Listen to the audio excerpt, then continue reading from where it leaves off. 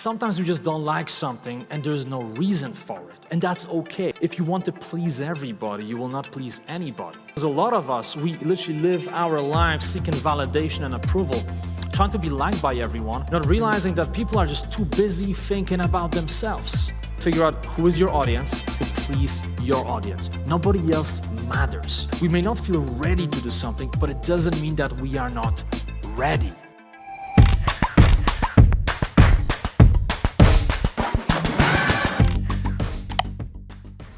How's everybody doing today? How are you feeling? Come on, let's get some energy going. I'm curious, how many of you are here for the first time at Mindvalley? If you can raise your hands. Okay, it's roughly 60% of you. I have to tell you, I've been to every single Mindvalley event and it's just incredible. This is gonna be life-changing. And the most important thing you have to know is that we co-create this event. We're gonna make some magic happen. And today we're going to be talking about building your online course. Now, how many of you are excited about building your best-selling courses? Make some noise. Awesome. Now, I know it's been a long day. It's 4 p.m. You had a lot of different sessions. So I want to recalibrate the energy a little bit with some breathing before we dig into all the important stuff. Okay, so let's close our eyes for a moment. Okay, close your eyes. Take a deep breath in. Okay. Through your nose, and then breathe out. Now breathe in through your nose and breathe in all the positive energy. And breathe out all the stress. And again, breathe in positive energy. Breathe out all the stress. Now I want you to take a really deep breath and just hold it. Okay, take a massive deep breath. And now as you hold it, imagine that right now you are moving from being a consumer to becoming a creator. This is the time to share your gift with the world. Feel it in your body. Now breathe out. We can make some noise as you're breathing out. Okay, breathe in once again. Breathe in all the positive energy, all the courage. Imagine yourself as the creator who will help a lot of people. And now breathe out all the stress. All right, open your eyes. How does it feel? Feels great, right? Okay, so now we are ready to get started. May do more of those sessions a bit later on. So when people think about building courses, they often feel like this, right? We feel like it's too complicated, it's too scary, it's too confusing, but it doesn't have to be like this. So today my job is to uncomplicate it for you, okay?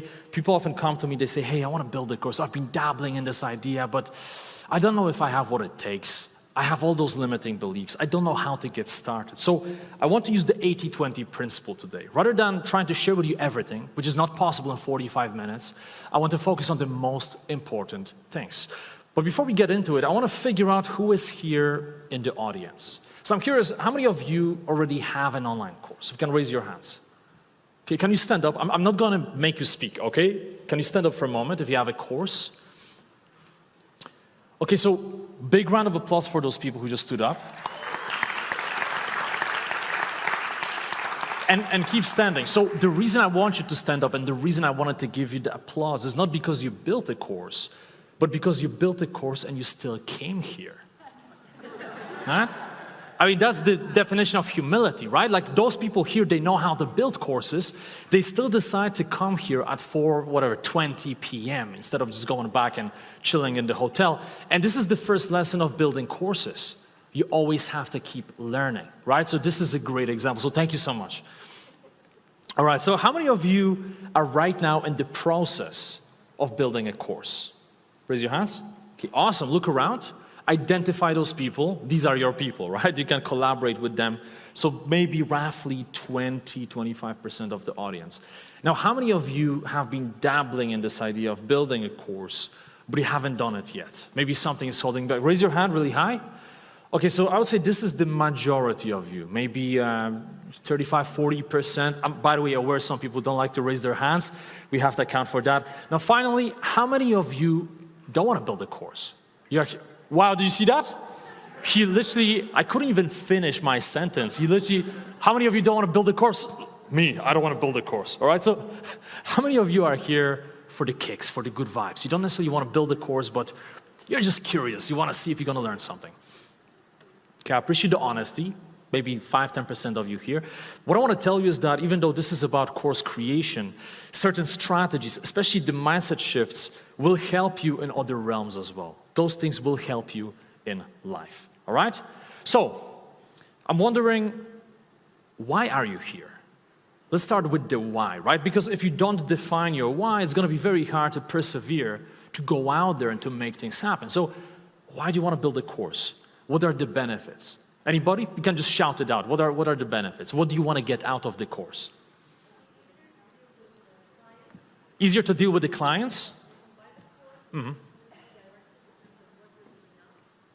Okay, so you can send your course directly to your clients, so it's easier for you to. Uh-huh. Mm-hmm. My voice is loud. Yeah. Go ahead. Yeah. I was about to repeat, but yeah, maybe that's better, yeah. Yes. So I think like having a course online would help people buy it instead of coming to you directly. Let's say if you're a consultant and you have certain aspects of a course that you want to give out, so they can buy the course and use it, and then. Well, and then you can basically enroll them into your consulting or coaching, right? It depends whatever you want to give out to the world or whatever you're doing here. Awesome. That's a great one. Now, by the way, you can actually send free coupons to some of your clients. If you build a course, that's one trick. You can tell your potential client, hey, I've built this premium course, but I want to give it to you for free as a gift, right? Now, this will make you stand out, and you'll be more likely to get some type of gig with that particular client. So that's a great one. What else? Passive income. I was waiting for this. I literally thought this is going to be the first thing people will say. Passive income. Passive income is great, and it exists. It's a real thing. Now, listen, of course, if you want to keep making money, you have to keep adding to it. You have to keep improving your courses. But I have to say, it's a beautiful feeling to wake up in the morning. You look at your dashboard and you realize, I've just made a bunch of cash while I was sleeping, while helping other people. Anything else? Automation? So you basically clone yourself, right? You don't have to always trade your time for money. Like here, I'm talking to you directly. But if we make a video of this, and if we put it out there, millions of people can see it. So basically, just imagine this, right? I'm literally cloning myself. There are multiple Jimmys out there online working for me 24/7. So that's a great one. What about this? What about speaking gigs? Do you think it's going to help you? Imagine you want to get on a stage and you can show to someone your online course, and that becomes the living proof that you have what it takes, all right? So we could talk about a lot of different benefits. The reason I wanted to start with this is because I want to get you excited, and I want you to think about it deeply. Not right now, but later on I want you to sit down and really think about what you want to get out of your course. Because if you define it in excruciating detail, it will be easier for you to persevere, because obviously we will all face setbacks, difficulties, but in those moments you have to keep pushing. All right, so why listen to me? A couple of things about myself. I'm aware that some of you know me, some of you don't know who I am. So in a nutshell, I used to date with the corporate world. I worked for Allianz, I worked for Goldman Sachs, a startup company. Very quickly I realized it just wasn't for me. So I quit my last job and I embraced entrepreneurship. I literally fell in love with entrepreneurship. Anyone can resonate with this? Anyone worked for a corporate? All right, you know what I'm talking about. So the reason I feel like this is valuable is because I'm not some trust fund kid. I'm not someone who always had the ability to go out there and talk in front of people, right? Make videos, speak on a stage. In fact, it used to be very different. I started from zero. In fact, when I started, I was fresh after a breakup. Within 1 week, I broke up with my ex. It was terrible. It's one of those situations when you think that the breakup is a good idea, and then 1 month, 2 months later, it just hits you with a delay. Right? It usually happens to guys, right? It hits you and you realize, oh, but I miss her. She's the only one, right? She's the special girl.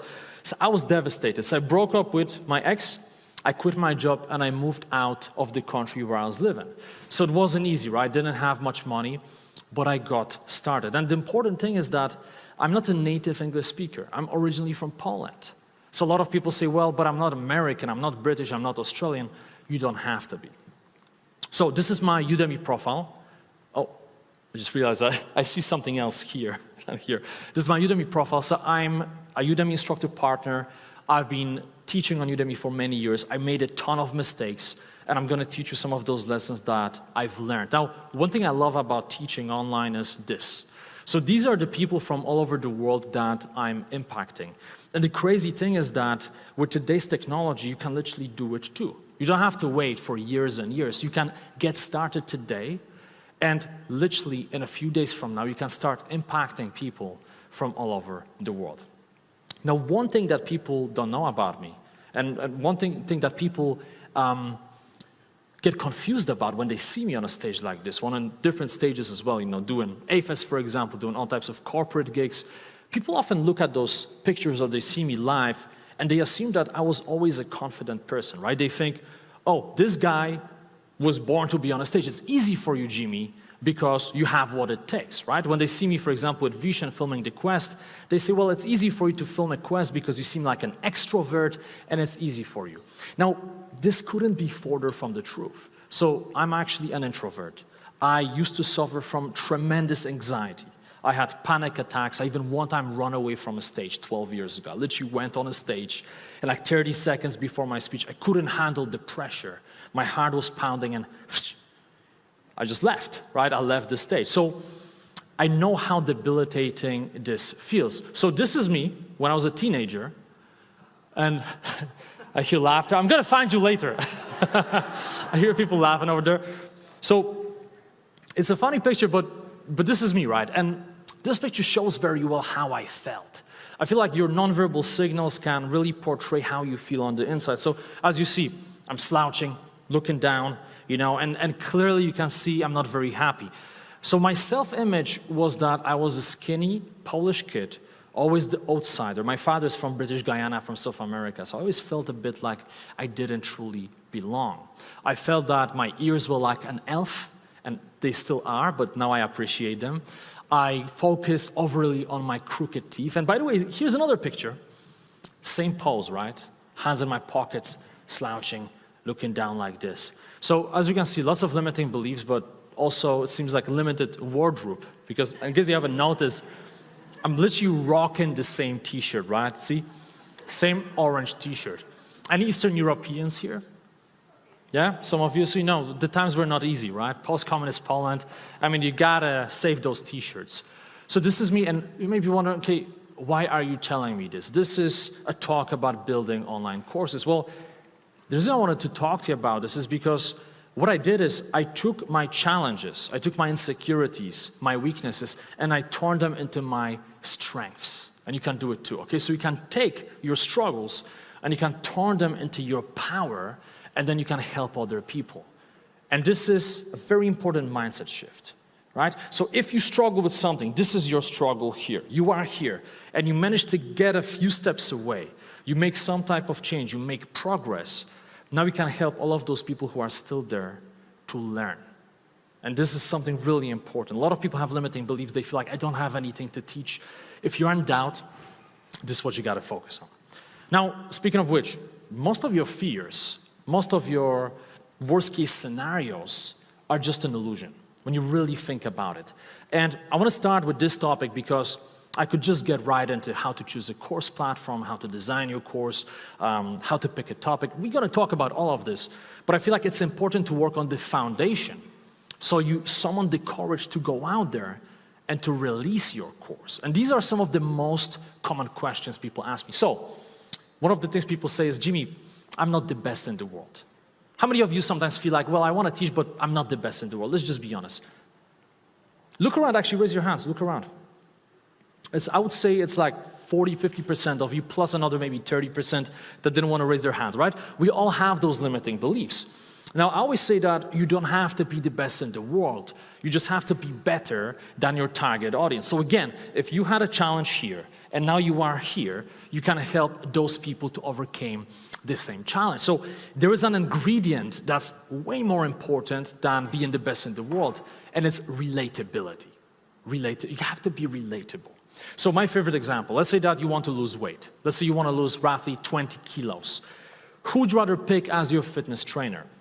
Some bodybuilder with an amazing six-pack, massive muscles, crazy genetics, never suffered from any weight issues? Or would you rather pick someone who reminds you of yourself? Right? Someone, when you look at that person, you see yourself in them. And they managed to lose, say, 25 kilos over the last 2 years. Who would you rather pick, number one or number two? Number 2, right? So everyone would rather pick number 2. Does it mean that number 2 is better than number 1? No. But it doesn't matter because we want to learn from people we can resonate with. In fact, sometimes what happens is when we try to learn from those who achieved a ridiculous success, right? Billionaires and millions of fans, they seem too far away. We are here and they are somewhere there. We just can't resonate, right? But if you see someone who is literally just a few steps ahead of you, now you realize, oh wow, if that person managed to do it, maybe I can do it as well. So think about it. This is one of the biggest limiting beliefs holding people back. Second thing, I think you're gonna like this one, and I think you're gonna resonate with this. So people say, well, I have an accent. Why would anybody learn from me? How many non-native English speakers do we have in the audience? I'm just curious. All right, so that's quite a lot of people. That's like maybe 60–70% of you are non-native English speakers. The reality is that when you teach, most of your students will be non-natives, right? They're not native speakers. So oftentimes we have those limiting beliefs about our accent. What if I make a fool of myself? What if I mispronounce words? What if I do something stupid? But the reality is that when you have a different accent, well, most of your audience can resonate with that. And this makes you stand out. It makes you unique. So I want to show you something, because I used to struggle with accent. I still have an accent, right? Especially when I'm tired, when I'm jet lagged, I get into this really proper Eastern European accent. But 8 years ago, my accent was much stronger. I want to show you an example, okay? So I'm going to show you my ass video in a second. This may be confusing, you know, we live in a world of like twerking and all of that and getting very popular. You will be surprised. I'm going to show you my ass video. Before I do so, I want to tell you that I used to mispronounce a lot of words. So I would say determine instead of determine. My friends would always laugh. They would always like mock me, right? I would say intertwine instead of intertwine, right? So I made a lot of pronunciation mistakes. Now, one word you really don't want to mispronounce is the word ice. Right? That's what, well, I guess it becomes ass, right? So one time, maybe 8–9 years ago, I was making a video, right? It was a video for YouTube, and I wanted to talk about eye contact. And some of you know where this is going already, yeah? I want to talk about eye contact. By the way, I spoke about this briefly at A-Fest just a month ago. People are laughing, but I didn't show them the video.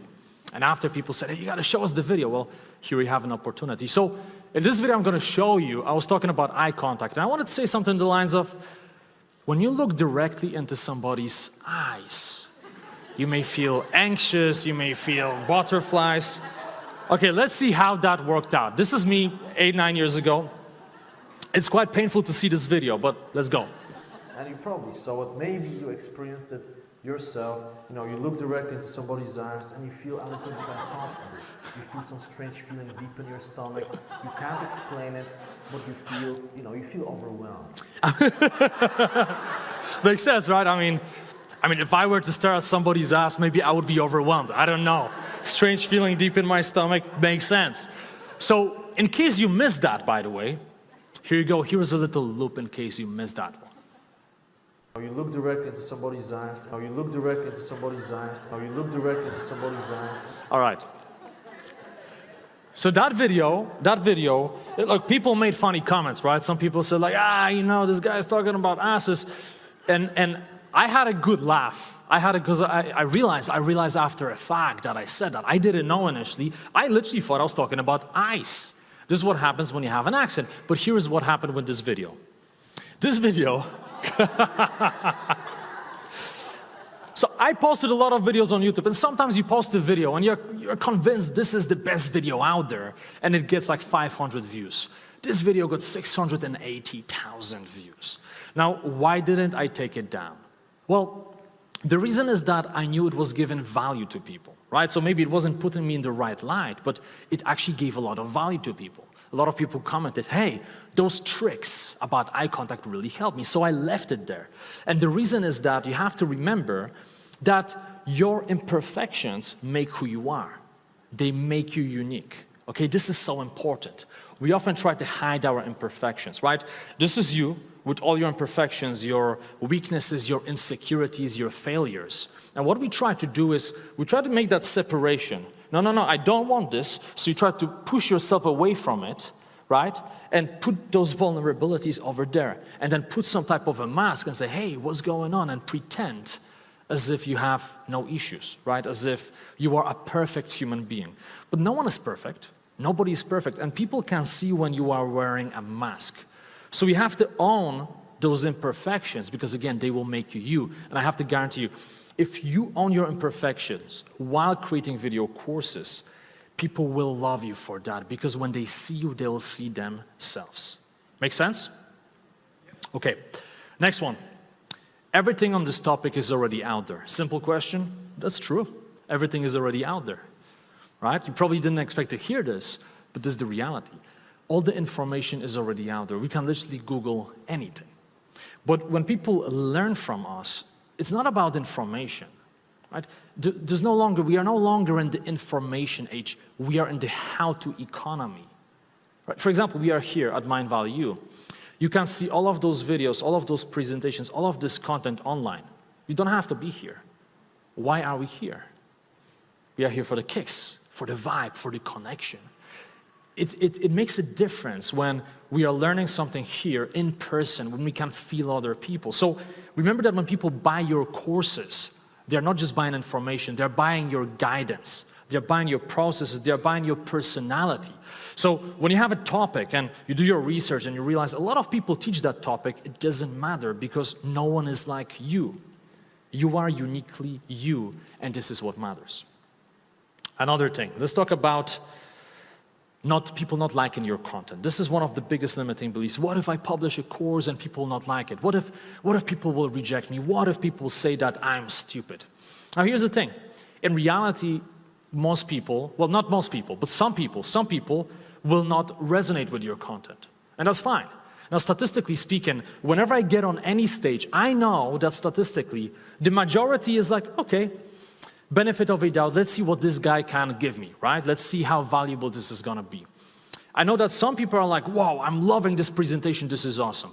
But also statistically speaking, I know that in any audience, there's usually someone, sometimes more people, who are looking at me thinking, I don't like it.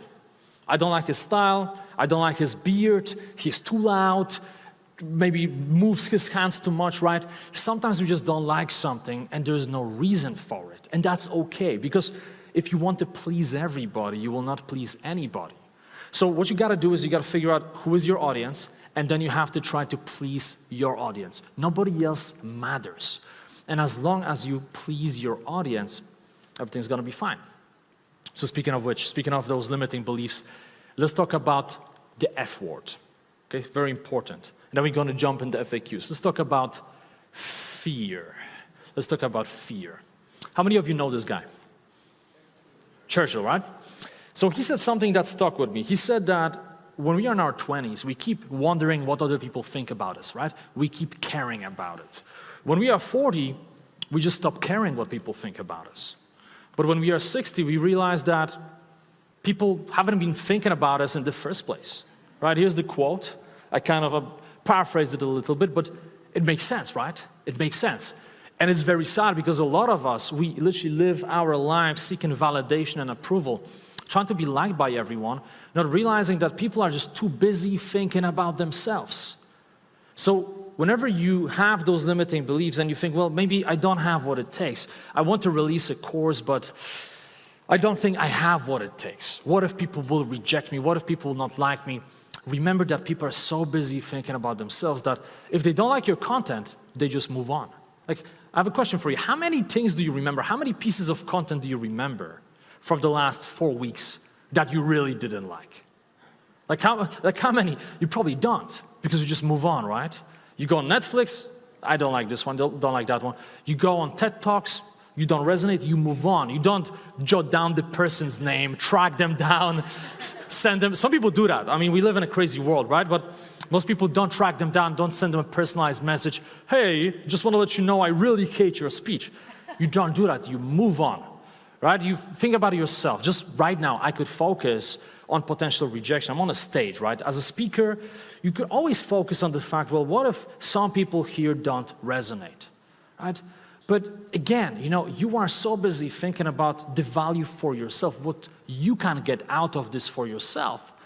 that you don't think about me that much. I could probably spill something on me, I could trip, and it doesn't matter as long as I give you value. Okay, so having said that, having done this foundational bit, we talked about the mindset, let's jump into the FAQs. All right, you guys ready? I haven't heard you. Are you ready? All right, I think we need some breathing. Let's do 5 deep breaths just to recalibrate. Okay, let's do it together, okay?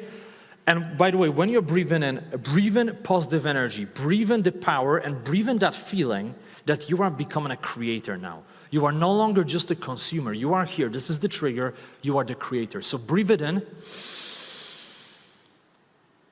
and breathe out any stress. Breathe in that positive energy. Breathe out any self-doubt. You can make some noise. No one is looking at you. Breathe it in. Great. 2 more times. You're the creator. And 1 more time, let's make it really big.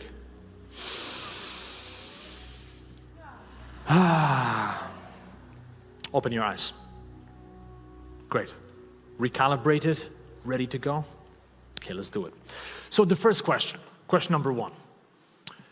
What to teach? Now, some of us are blessed to know exactly what we want to do in our lives, right? Little kid, hey, I want to be a doctor. I want to be this, I want to be that. Most of us are not that lucky, right? Most of us don't know. So if you know what you want to teach, great. If you don't know, I'm just going to give you a few pointers. So first of all, what I need you to know is that, as we discussed before, you can think about the challenges that you managed to overcome and teach certain strategies and techniques how to overcome those challenges to other people. That's number 1. Now, another thing is that you always want to be passionate about what you teach. If you don't have the passion, people will be able to sense it. And when they sense it, they will give you bad ratings. And that's going to screw up the algorithm, right? So you got to have a passion.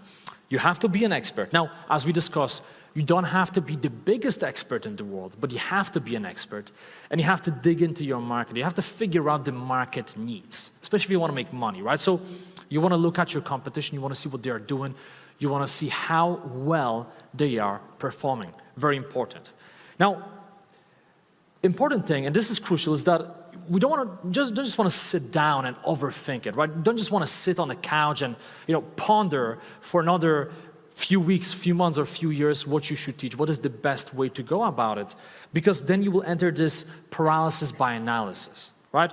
Some of you are nodding your heads, right? We've all been there. There's so many options, the paradox of choice. You're not sure if you should go left or right. So rather than taking action, it's always just to sit down and be like, okay, I'm not sure. Let me write down pros and cons list. And you keep doing it year after year, and you never publish anything. So if you are in doubt and you're not sure what you should publish, ask yourself a very simple question.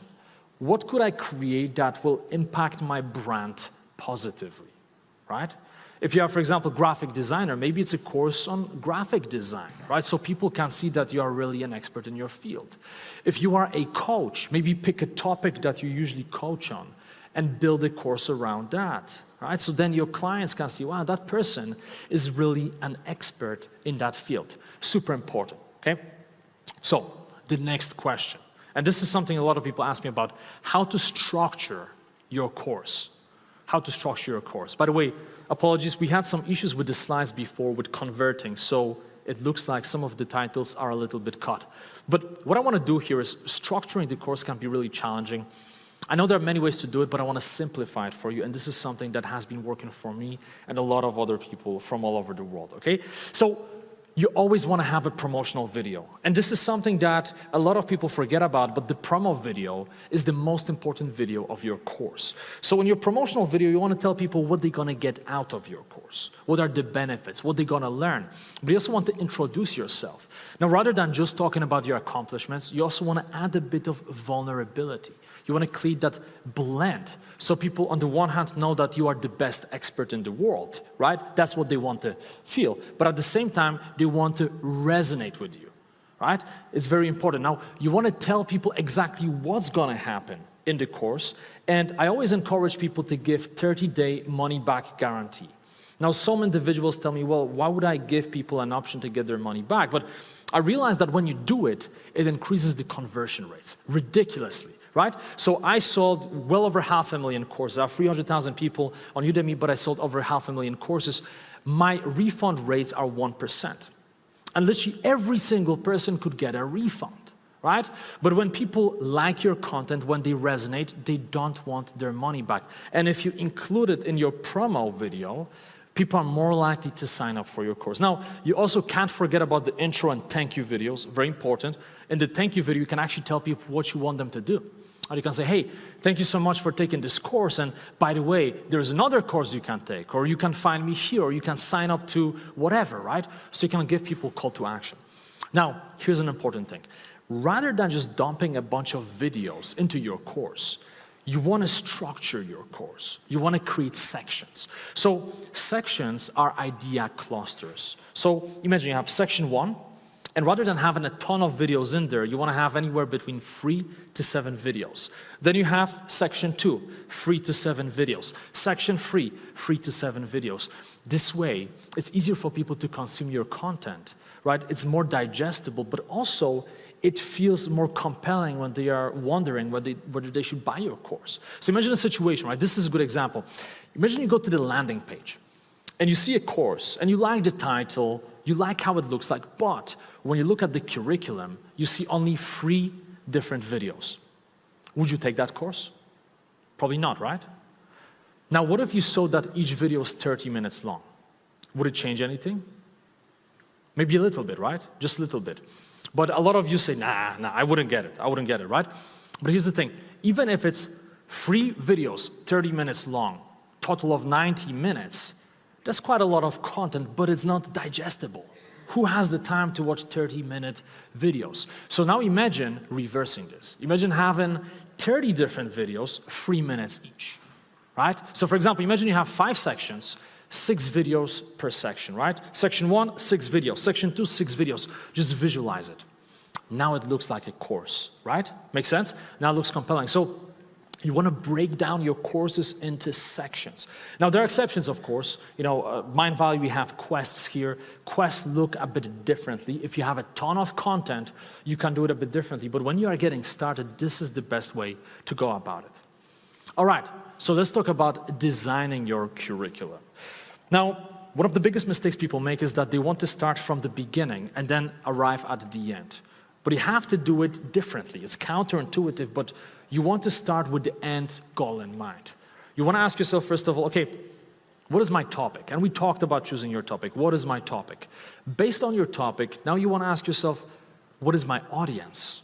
What is my audience? This is something a lot of people forget about. A lot of people don't focus on their audience. They just find a topic and they start creating content. But you want to define your audience in excruciating detail. You want to ask yourself, what are the characteristics of my audience? What are their pain points? What are their challenges? What do they struggle with? And by the way, I'm sure that you can find people from your audience in this room. Pretty sure about that, right? Once you define your customer avatar, you will be able to find those people here, and then you can talk to them, and they will help you so you can help them. Make sense?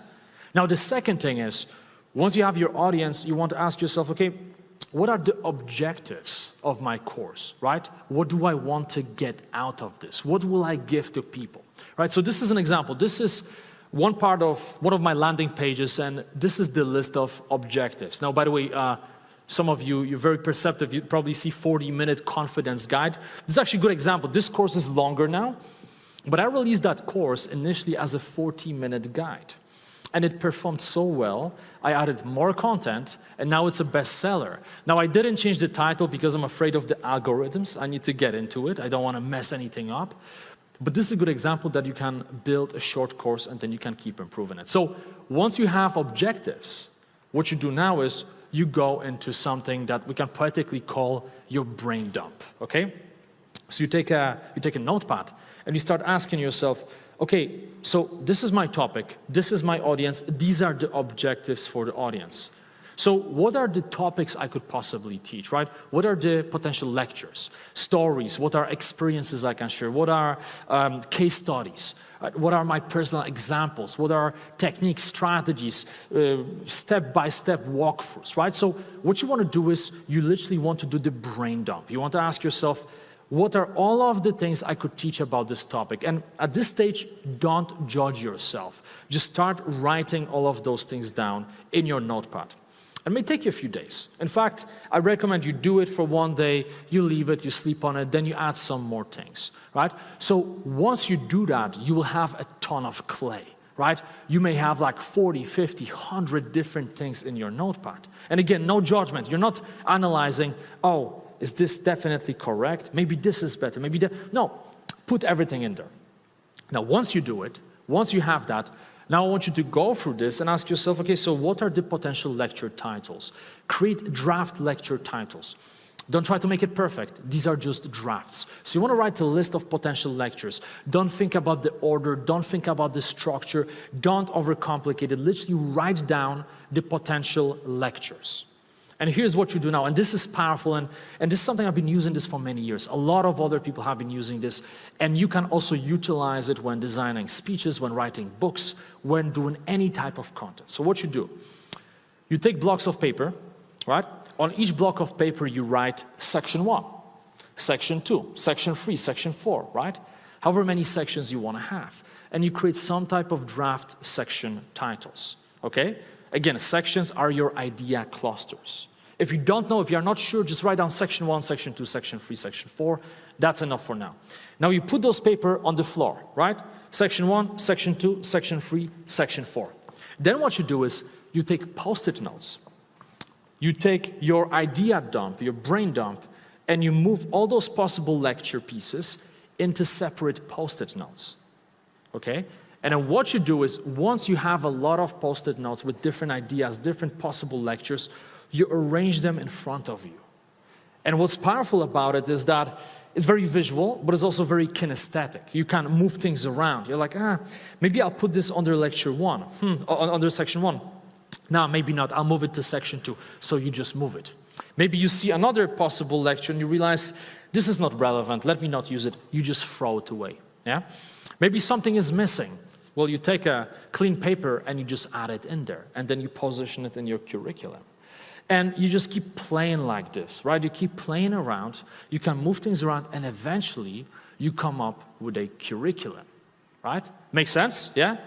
All right, awesome. So my question is, okay, what is this? A dog. Well, to me, it's a dog that's very guilty. Right? Do you see this guilty expression on his face?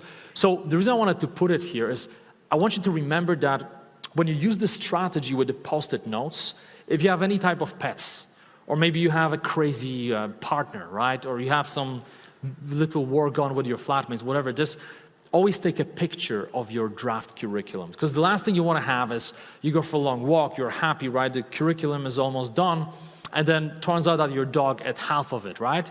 And I'm telling you this because those situations really happen. Okay, FAQ number 4. So what is the best platform? Right, this is one of the most common questions. People are really confused. They say, well, there's so many platforms. How can I possibly choose? And the terrible thing is that a lot of people get so confused that they end up being paralyzed, right? They just don't know how to pick, so they don't do anything. So I'm going to give you some different types of platforms. Okay, but first of all, I want to ask you something. Which car would you pick? How many of you, and this may sound unrelated, but you will see this is related. How many of you would pick the car on the left? If I told you you can get it for 5 years and you cannot sell it, okay? You can drive it for 5 years, but you cannot sell it. How many of you would pick the one on the left? Okay, how many of you would pick the one on the right? Okay, so it's roughly 50-50. Okay, why am I asking you this question? So I asked the same question at a Nomad conference, digital Nomad conference, and the results were completely different, right? Literally 80% of people said that they would rather pick the car on the right. Why is that? Well, because it's a different lifestyle, right? So when you pick a car, No car is inherently better than the other. It's about your needs. It's about why you want to get that car, okay? So the same thing applies to course platforms. People ask me, which platform is the best? But I can't tell you which platform is the best unless I know what are your needs, why you want to pick certain platform, what you want to accomplish with your courses. So here's a very basic breakdown, okay? So we've got platforms that give you a lot of control, okay? For example, Teachable, Thinkific, Kajabi, those platforms give you a ton of control. You can create your own pricing model. You run your promotions. You can completely customize your landing pages. You can capture all the email addresses. It's completely up to you. However, they don't have a marketplace. Okay, they don't have any students. So you have to get your own students. So unless you have a student base, unless you have a big following, that can be a little bit tricky for a lot of people, okay? But then you have those platforms that have a marketplace, like Udemy, right? So you get access to over 50 million people, and these are potential buyers of your course. But then the problem is that those platforms like Udemy don't give you that much control, right? So that's another problem. So you kind of got to pick, right? We cannot have everything. Now, also you've got those elite platforms like masterclass.com, like Mindvalley. And by the way, how many of you do you feel like you would like to be a Mindvalley author at some point? Let's just be honest. Okay, almost everyone. So what is the best way to do that? Well, the best way to do that is not to talk our talk, but to walk our talk. So actually the best way to do it is to build your own course that showcases to Mindvalley why you are an expert, right? That's why I want to simplify it for you. Now, of course, there are other strategies as well. You can publish your course by sending emails every couple of days, different strategies, but these are the main ones. So how do you pick? How to decide? So I'm going to simplify it for you, right? Especially for those of you who never built a course. If you have an audience, you have a ton of flexibility. You can use Udemy, you can use Thinkific, you can use Kajabi. Those platforms are non-exclusive, so you can publish the same course on different platforms. Okay, that's easy, right? Because you have an audience. But if you don't have an audience, if you don't want to deal with online marketing, you don't want to build funnels, you don't want to dump a bunch of money into Facebook ads, well, the easy way to start is to go on Udemy, right? Because you have an audience. And if at some point you decide, you know what, now I have an audience, we can always publish it elsewhere. Now there's also a hybrid model where you can publish, for example, a 2-hour course on Udemy, and then you can publish a much longer course on Teachable or Kajabi or Thinkific and charge more for it. But if you're in doubt, and again, this is this concept of just getting started, right? Not overthinking it. If you are in doubt, just publish a 45-minute course for free and put it everywhere. Put it on YouTube, put it on Facebook, Instagram, put it on Udemy, put it on Teachable. Put it everywhere. Collect email addresses. Get started, okay? This is the best, the easiest way to go about it. Then you get your feet wet and you learn so much in the process. Now you can actually publish bigger and better courses. But don't allow that perceived complexity to hold you back, right?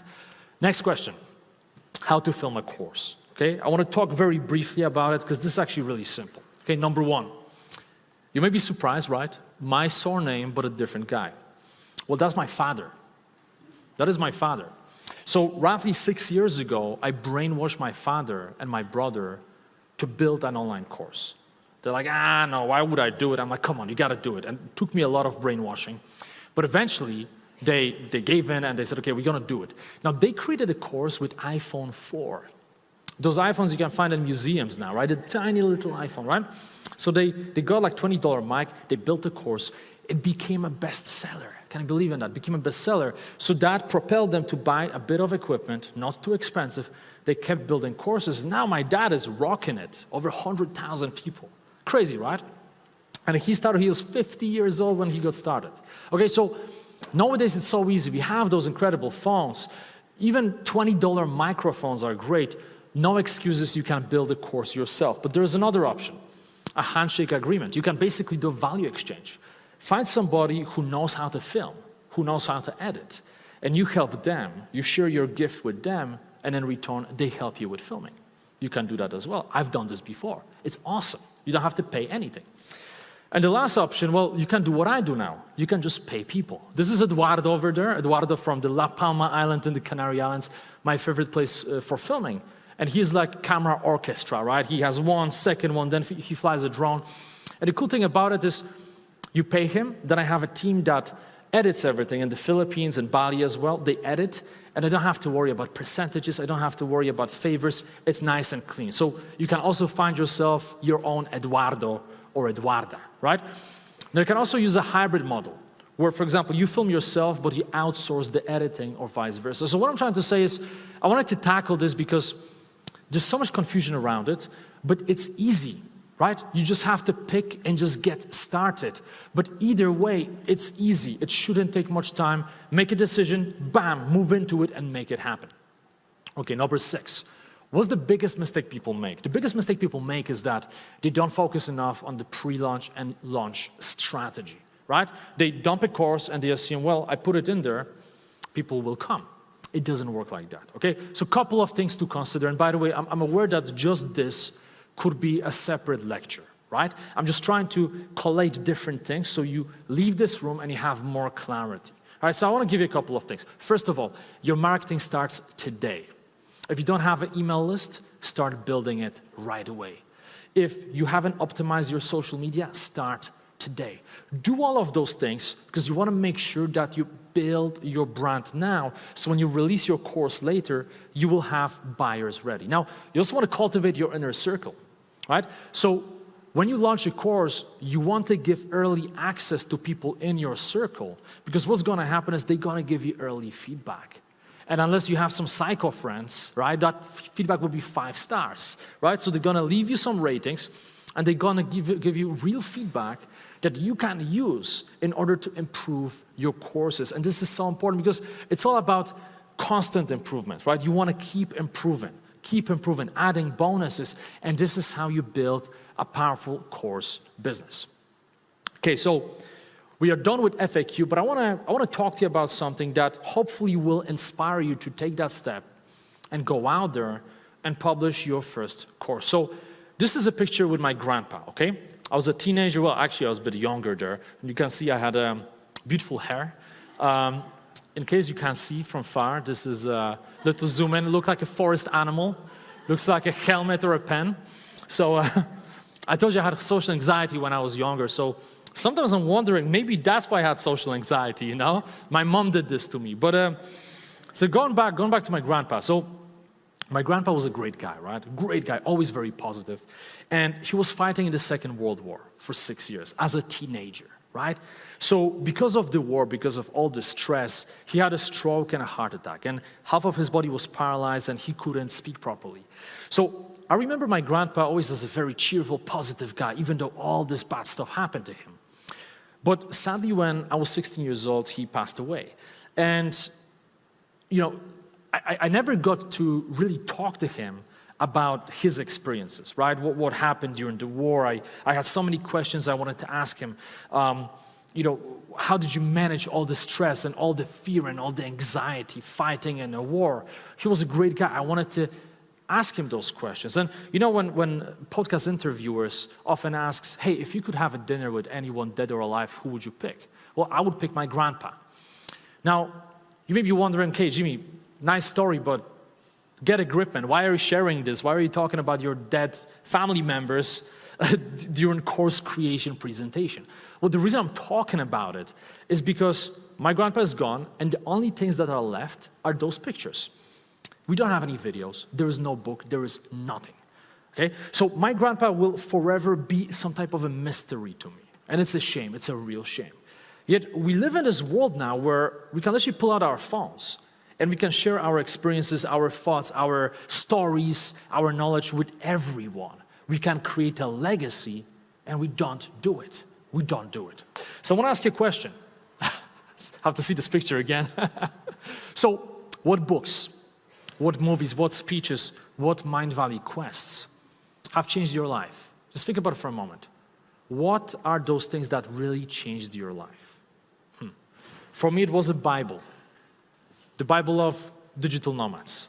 Tim Ferriss, right? Some of you know. You guys, I know lots of digital nomads in that section. I know it. So if not for this guy, I'm not sure if I would be traveling so much, right? He opened the doors to new possibilities. Now, my question is, and this is all related to the topic of this presentation, what if Tim Ferriss didn't have the courage to publish his book? Think about it, right? My life would have been completely different, right? That ripple effect wouldn't even exist. Another picture. Who is this guy? Ah, see, Vision, right? 2003, almost 20 years ago, right? I'm showing you this because, again, same thing with Vision. When you look at him here, back then he really didn't know what he was doing. He had a vision, right? He knew he wanted to do something, but he didn't know if it's gonna work, but he believed and he kept going. And yes, he was afraid and he had limiting beliefs and he had to summon the courage and he had to go through all the failures and embarrassment and anxiety, but he made it happen. And thanks to this guy, we are here right now. So again, my question is, what if Vishen didn't find the courage to release this incredible, to create this incredible company, right? To create those events, to create A-Fest and Mindvalley. What if he couldn't find the courage? We wouldn't be here, right? We wouldn't be connected to all those amazing people. We wouldn't have so many of incredible friends that are part of this community. So I want you to think about this in the context of your life as a creator. Remember, you're not just a consumer, you are a creator. My question is, what is your gift? What is the gift that you have inside? Because when you don't share your gift with the world, you're not just depriving yourself of a lot of different opportunities, you're also depriving other people of the opportunity to learn from you. Think about it, right? You're depriving others of the opportunity to learn from you. So the final thing I want to leave you with, because people ask me about this, what is the best time to start? That's how it always looks like. Yellow light. It never turns green. Like we keep waiting. Oh, it was red, now it's yellow, it's gonna be green soon. And then the next thing you know, you get older and older and you never take any action, right? We all do that. So we are stuck in this perpetual draft mode. And this is a problem. So you will never feel truly ready. But because you don't feel truly ready, doesn't mean that you are not ready. Two completely different things, right? We may not feel ready to do something, but it doesn't mean that we are not ready. And something tells me that you are here because you know, first of all, that you have a gift in you, right? You feel it, you know you have something in you. It's waiting to be released. You feel it, it's here, and you want to get it out. You know you can help a lot of people. You know you have a gift to share, but you're stuck in your limiting beliefs and you hesitate and all the internal drama. And I want you to realize that you will not feel ready, but you are ready. You are ready. So now is your time to be bold, to go out there and to share that gift with the world. So thank you so much for coming. Thank you. Thank you. Thank you very much. Thank you. And by the way, I'm curious, what is your biggest takeaway? You can connect with me on Instagram. You can send me a private message, post a story, whatever you feel like. Let me know what is your biggest takeaway.